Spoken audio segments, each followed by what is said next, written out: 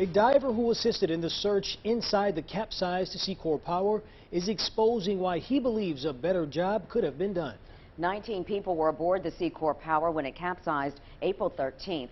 6 were saved, 6 people were found dead, and 7 remain missing. News 10's Neil Zarang is in the studio to share the diver's testimony. Neil. You're not going to hear this diver's name or his voice. We're trying our best to protect his identity, but he wants the affected families and friends of those missing crew members to know what happened.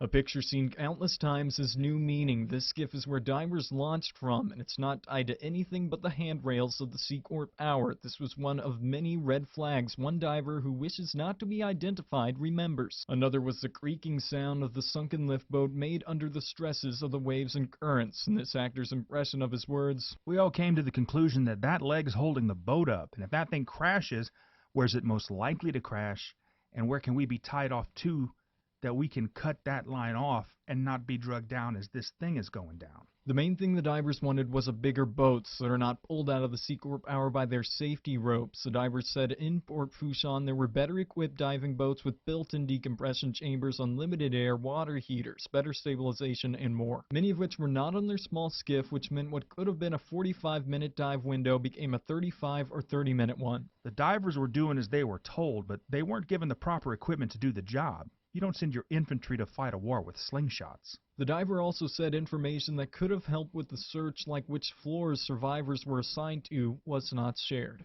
You don't want to search and rescue to an empty room if you know it's most likely empty. You're going to concentrate your efforts where you're most likely to find a survivor. They didn't give us that information, so we had to do a room-by-room sweep.